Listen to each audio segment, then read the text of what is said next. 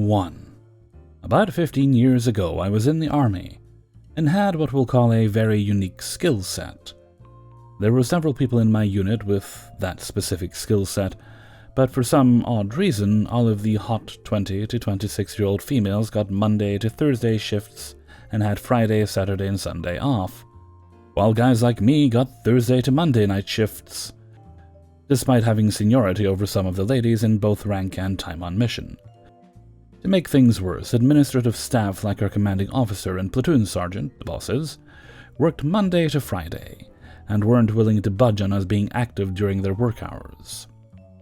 This meant that quarterly training like PowerPoints we had to watch for sexual harassment typically occurred both on my day off and in the middle of my sleep time.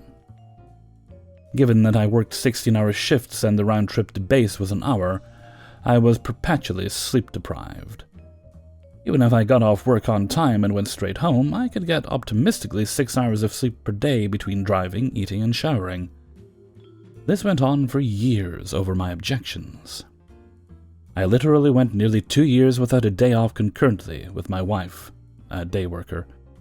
Interestingly, the Army did a study of demonstrating that after 18 hours of consciousness, you make the same number of stupid careless mistakes as if you were legally intoxicated.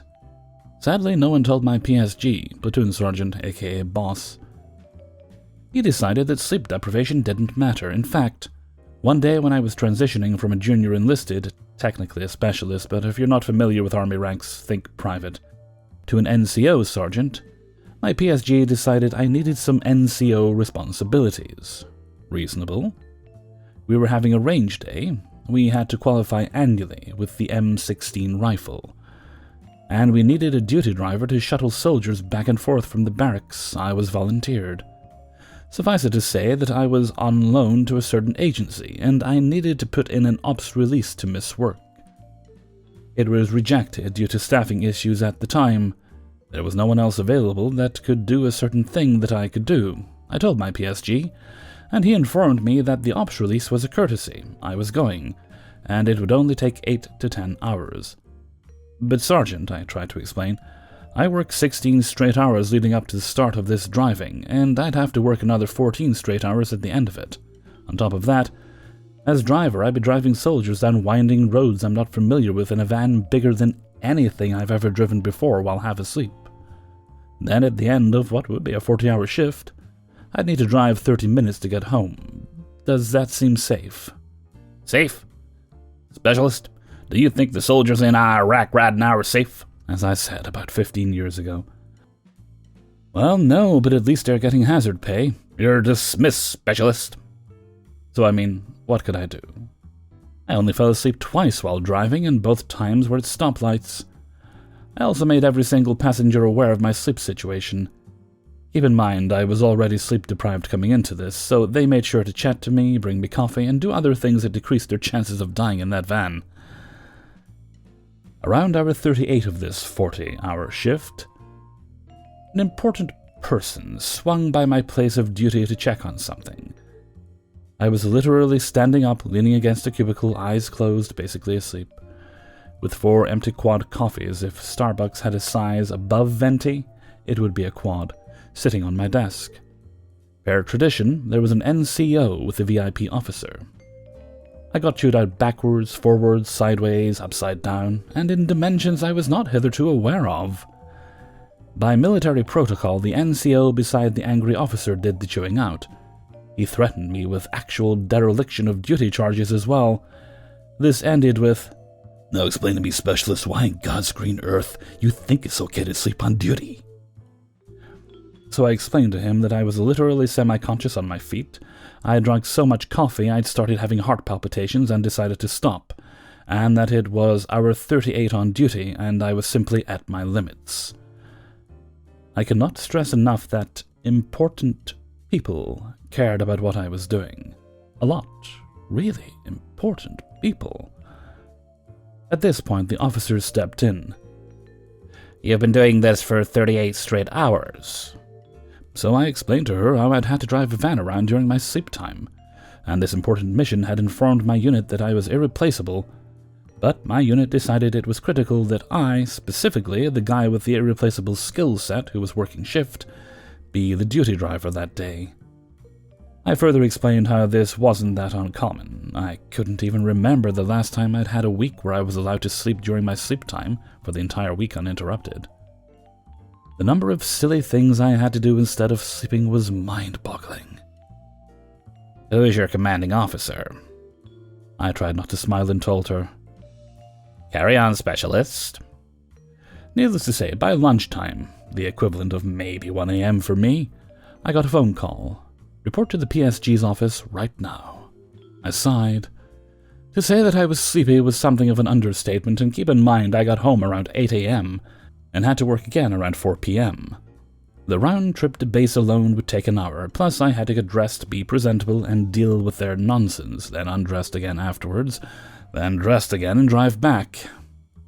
"Please explain to me why the command sergeant major just chewed me out over in-house scheduling decisions." So I told him what happened. "You told them that?"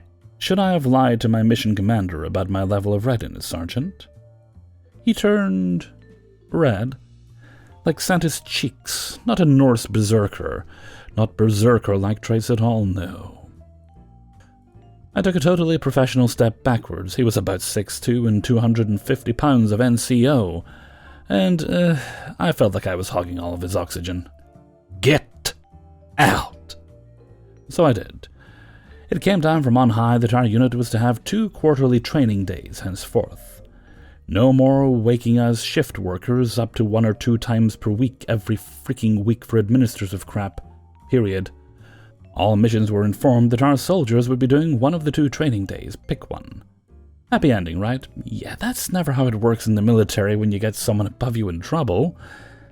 What's the nastiest, stupidest duty you can imagine giving someone that was stateside in a strategic unit? The urinalysis guy. For those of you that don't know, it's his duty to plan and execute your analyses. Now, these procedures may be a little different now, but this was about 15 years ago, and I have confirmed my recollections with contemporaries. This requires looking at your fellow soldiers' junk because there are a variety of products that can fool your analysis, and the only way to... You know what, just trust me, it's nasty.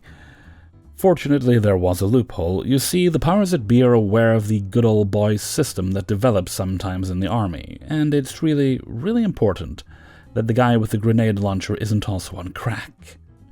As a result, pair regs as they existed at that time, and maybe even now, if the urinalysis guy calls a urinalysis, it takes a full bird colonel to cancel it. That's 1 step down from a general. That's right. When the urinalysis guy decides it's time for the monthly urinalysis, wake up, get in uniform, drive to where he says it's happening. And God help you if you've got alcohol or something in your system. To make matters worse, for them, a friend of mine, Kroger, had been punished for having alcohol in his system during one of their urinalyses. It was on his day off because he was a shift worker, and it was during hours that were duty hours to the day workers, but off duty for us.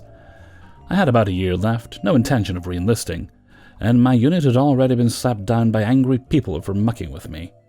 Let's do this. Malicious compliance time.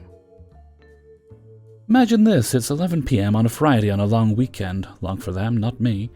You see, shift workers didn't get holidays off unless we took leave, and I needed mine for family time like Thanksgiving and Christmas, because without it, I'd have been working every single holiday. The mission must go on, after all. Now, anyone that's ever seen an army movie knows that Joes like booze, and anyone that's ever had to do a urinalysis knows that they can detect alcohol. Mind you, being a urinalysis guy is a big deal.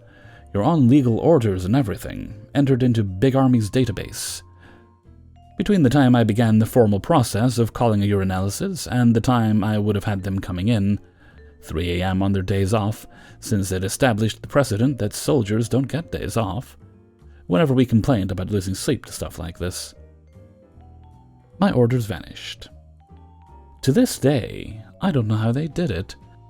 I suspect that our CO or some other bigwigs were at a party or something and realized that they were about to have to explain to a full-bird colonel how half of the unit pissed hot in a urinalysis which would have legally required that colonel having a one-on-one chat with me about why I chose that time, and perhaps a discussion about how the unit was being run.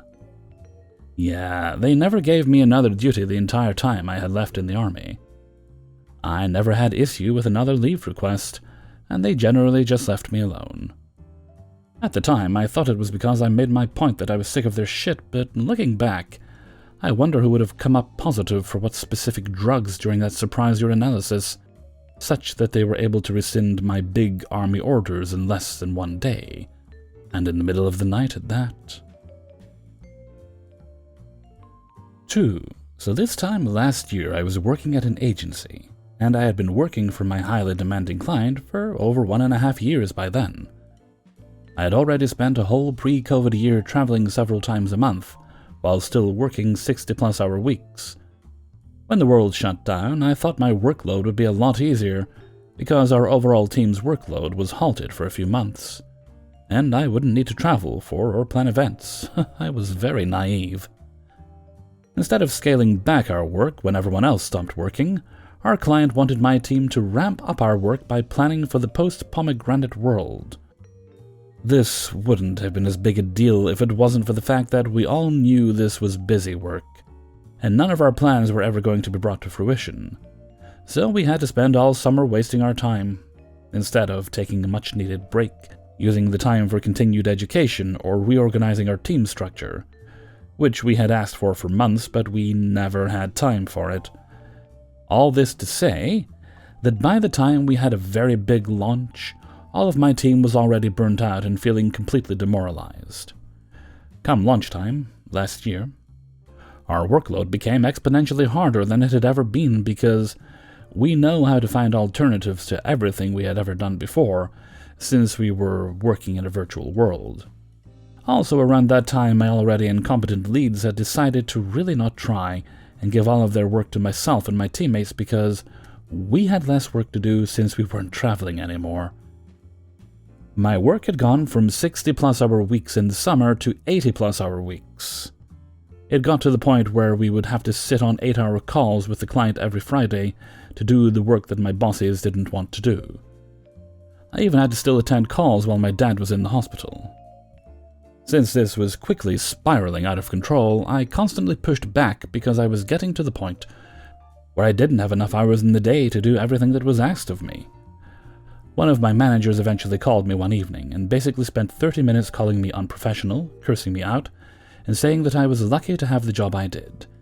He also stated, "You don't even know what you're working on, so you can't say no when I give you new work." I explained to him that he was CC'd on every project request sent to me. We had meetings twice a week to talk about our workload, and I was doing his work on top of that. But he said that doesn't explain why I was working as much as I was, and it wasn't his job to track my hours. He said that if I want to be able to complain about my workload, then it was my responsibility to make sure he knew exactly what I was working on, and for how long I was working on it. Obviously, this triggered my pettiness, so I decided to give him exactly what he asked for and then some. So I started tracking my work down to the minute, but I didn't stop there. I also tracked who requests were coming from. All of them were direct orders from either my bosses or my client. Time wasted on unnecessary calls, delays due to incomplete information from my bosses, and marked which work was done because my bosses didn't want to do the work. After a few weeks, I had a breakdown of every single minute of my very long workdays, which clearly showed that my long days were because of my leader's incompetence. I sat on this file until my manager decided to yell at me again a month later, spouting the same, "I don't even know what you're working on for so long, so you must be doing things you're not supposed to." Mind you, I was salaried, so I was not going to waste my time by doing shit I didn't have to do. So I told him that I had been tracking my time, and if he wanted to see it, I could send it to him. He smugly told me, "I would love to see it," probably expecting to be proven right. So I told him I'd send it, and he said he would schedule a call with me after reviewing it so we can talk through my inefficiencies. So after the call, I sent him the file, and never heard back from him about the file. I did eventually ask him if he wanted me to set up a call to review the file, and he said there was no need to. My workload never got easier, but at least I no longer had to put up with his late evening calls cursing me out. I did end up quitting early this year, and then over the next 3 months my whole team quit one by one. So I eventually got the last laugh by getting paid more to do less work, and making my bosses scramble to replace a team of 7 who they had to train, while not knowing how to do any of the work. 3. So, my manager is something of a goofball. He's exactly the kind of weirdo that I like to work under, and is always joking about something, even when he's in a bad mood. Luckily, he's also willing to take care of business at work when necessary, and is exactly what my workplace needed. We have a group chat app specifically for our workplace, where every employee of our store and every supervisor above us, up to the franchise owners, can see. On a weekly basis, my manager posts our week's schedule to the group chat so that everyone has access. And those who don't use the app or have a smartphone, use the paper copy that's posted in store. Right on time, my manager posts the schedule and a bit of text, joking about being a benevolent overlord, and that he demands gifts in exchange for his week's schedule, to be deposited in a box in the manager's office at the beginning of your next shift. Of course, we all knew he was joking, but I had to ask what everyone was thinking. Is mayonnaise a gift? He responds with, "Put it in the box, Mr. Maniac." I bet. See, my manager knows me well enough to understand that I enjoy shenanigans. However, he didn't expect me to actually bring him mayonnaise as a gift first thing in the morning. After a long discussion in the group chat about possible delivery methods for the mayo in question, with suggestions such as coating the bottom of a Lego brick and then freezing it out of spite, and mayonnaise cake, except instead of a cake with mayo in the batter, it's a loaf of bread with an inch-thick layer of mayo, I decided on my plan. Before work, I stopped by the good old Golden Arches. I grab breakfast from there fairly often, so I figured that was my best option. I pulled up to the window to pay for my order and asked the poor lady for a strange favor, and the way she looked at me when I asked if I could pay them to fill a small drink cup with mayo was priceless. And I was a bit defeated when she offered me packets. I considered momentarily asking for it in an ice cream cone, but I decided to take what I could get before she called the police. I arrive at the store and immediately approach my manager and try to hand him a dozen packets of McDonald's brand light mayo, and he tells me to take it to the office and put it in the box, which I do. We have a laugh and get on with our day. Well, toward the end of my shift, it's time for my secondary MC. He's at the front before the counter, and the store is completely devoid of customers. He loudly yells that he needs me to feed him a packet of that mayo because he's got his hands full and can't do it himself. I bet. I walk my happy ass to that manager's office, snag a pack of mayo, and rip the corner right off that motherfucker. I can hear him at the front laughing and being a goofball, having already forgotten what he had ordered me to do, and his eyes got real big when he saw me approaching with that mayo. I told him, "Open up." To his credit, he did, and I poured that entire packet of McDonald's brand light mayo directly into his mouth. And for our co-workers that weren't present, I posted in group chat, "I can finally say that I've fed my manager a pouch of mayo like the world's most terrifying baby bird." Got a few laughs. Felt nice. On to the fallout. Nothing super terrible, thankfully, but my manager had a meeting with franchise owners the next day. Had been planned long before the mayo conversation took place. He returned from that meeting and pulled me aside, and said that the owners asked him to talk to me about being professional in our group chat, and that my comment about feeding him mayo like a baby bird was inappropriate, and that it probably shouldn't happen in store again. He wasn't being seriously reprimanded, as they were laughing too. Damn, it was great to hear that even the owners were getting in on the fun. 4. Years ago, in the late 80s, I was a VIP guard at Air Force Base Waterkloof in Pretoria, South Africa. This was a very busy Air Force base, and it was there where 21 Squadron was based. 21 Squadron was solely for VIP transport, generals and ministers, etc. Sort of like a lower-budget Air Force One. As such, there was a special gate for entrance and exit from the Air Force Base that was for use only for VIPs. The normal entry and exit gates were congested during the day, due to the number of people entering and exiting. Every vehicle had to be identified and searched. The typical mirrors on handles to look under the vehicles, etc. This made entry take a long time, so you'd better be early in order to be on time.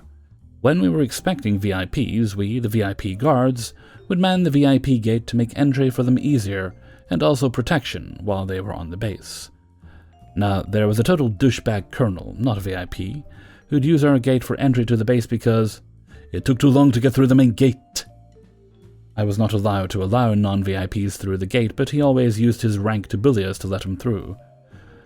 One morning we let him through, and just as he entered, a VIP 7 Series limo arrived at the gate. It was a general. The general asked who it was in the Air Force issue Volkswagen Jetta that just went through the gate. I informed him it was Colonel X. The general said nothing further, and the 7 Series rolled through. After we stood down, the VIPs had departed via 21 Squadron. I got a radio message to see the head of security, my major. I entered my major's office and stood at attention. The major had to reprimand me for allowing a non-VIP through the gate. I explained that it was a colonel, and there was nothing I could do. After checking his ID to ensure that he was a colonel, and had to let him through, the major informed me that I had more tools at my disposal and I should do my job thoroughly and excused me. About an hour later, still pissed off that I'd been chewed out because of this colonel, I suddenly realized that my major was spot on the money. It was a couple of days later, when we next manned the VIP gate. The colonel drives up in his Jetta. I march out to the driver's door, salute, and ask for ID. The colonel is pissed but shows his ID. I ask him to step out of the car. He asks why, and I tell him it's my job. He does so. I request he stand a few meters away on the sidewalk. He does so. I then get the mirror for looking under the vehicle, and then go ever so slowly around the vehicle, looking in every nook and cranny, like we do during normal checkpoints. Then I open the driver's door and look through everything I can find on the driver's side, including spending a couple of minutes checking under the driver's seat and pulling the floor mats out. I do the same for the passenger door, the glove box, etc. Then it's the turn of the back seats. I check them totally and thoroughly as well. I then open the hood and check to make sure there's no contraband or explosives, etc. under the hood. Then I go to the boot, or the trunk. I remove the carpet to check the spare wheel. I remove the spare wheel and jack and tools, etc. I searched the car to the best of my knowledge. It took about 25 minutes, all the while the colonel is staring daggers at me. I then carefully put everything back, including the spare wheel, jack, tools, all of the floor carpets, etc. Another 8 or so minutes wasted. Then I give the all clear to my guards at the gate. You may open the gate and allow the colonel to enter. He got in the car and drove through the gate. He never returned to the VIP again in the remaining 6 months I was stationed there. Fuck you, Colonel K. 5. I worked at a chain salon in the US for minimum wage plus tips. We got paid on a sliding scale. The more you added services, the more your hourly pay. Then, for back to school, we started offering $10 haircuts. It's dumb to offer a big discount on back to school because that's when everyone needs a haircut, but whatever. Except, to advertise this sale, we had to stand on a rickety step stool and hang a 10-foot-long, 3-foot-wide banner off the roof of our store. The step stool alone made it a dangerous task, but on top of it, the sidewalk was uneven. Our manager insisted we do it twice a day, open and close, in case someone steals the banner. Because certainly someone would want to steal a banner with our logo that says $10 haircuts. It was annoying, but I was looking forward to my next paycheck. I had a high service dollar per hour, which should have meant a bigger hourly pay and paycheck, except it didn't. The $7 haircut discount? It was coming out of our final service dollar calculations, and we ended up making significantly less than usual. I'd worked there for years, and this was the smallest back-to-school paycheck I'd ever seen. I went in the next day and was pissed. That morning, a co-worker, who was a total brown-nosing gossip, and I were outside setting up the banner. It was my turn to stand on the rickety step stool, and I said I was glad this will be the last time I ever do this. I was fully prepared to make a joke about how I was going to fall and crack my head open, when the PettyRevenge idea came into my mind and I swiftly executed it. She asked why. I told her not to tell anyone, but I'd accepted a job offer at another salon with a set schedule, higher commission, and $5 more an hour. I said I'd planned on putting in my 2 weeks, but they needed me to start sooner, so I was going to work the weekend and not come back. This would leave us understaffed for the back-to-school rush. After reiterating she would not tell anyone, especially our boss, she agreed. I left early that day, and on my next shift my boss pulled me into her office. She said she'd heard a rumor that I was leaving to work at a different salon.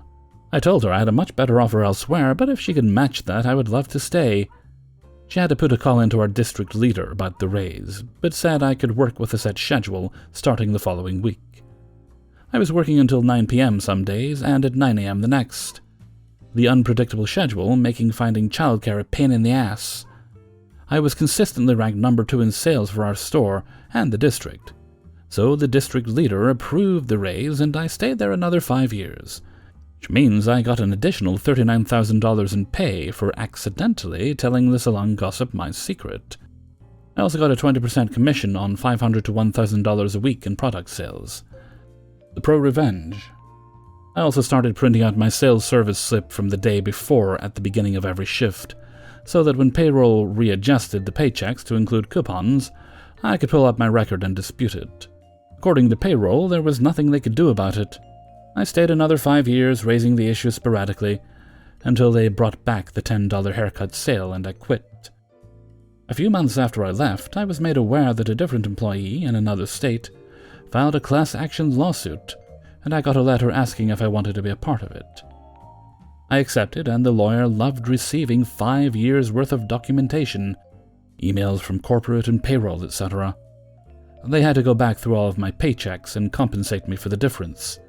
This included adding the free haircuts reward program and discounted haircuts as their whole amount, increasing the service dollar. 19 cents an hour here and 30 cents an hour there added up, despite the fact that the settlement was split with a lot of people. I got $10,000 from that, in addition to my adjusted pay, which was around half the settlement amount. Hey everybody, Hellfreezer here, and thank you very much for listening to Revenge is Ice Cream, episode 103. And thank you very much to everybody who allowed me to use their stories in this video. If you enjoyed the video and would like to see, hear, taste, no, don't taste. Unless you've just cleaned your screen, it's probably okay then, but I still wouldn't recommend it. But if you'd like more, then please do click subscribe and like, and comment while juggling monkeys. That last part's not necessary. Probably not safe to do so, I accept no responsibility if you do. Ooh, Bananas are good. Excellent. Okay, where are we? This is Tuesday, isn't it? It is Tuesday, Wednesday, tomorrow. Lovely. Almost in November. Ooh, sneaky November. Halloween is this Sunday. I have to remember to take care of things for my niece. That should be fine. I can restock my teas while I'm buying stuff for that too, because I'm all out of tea. Well, not all out of tea, but I had to chuck a bunch of them out because it expired. Well, it expired, then expired again. It's like they're good a bit after the date, but it was a bit too much after the date. Anyway, more tea. Okay, and with that, I'm going to head off for now. So until next time, thank you very much for listening, and take very good care of yourself.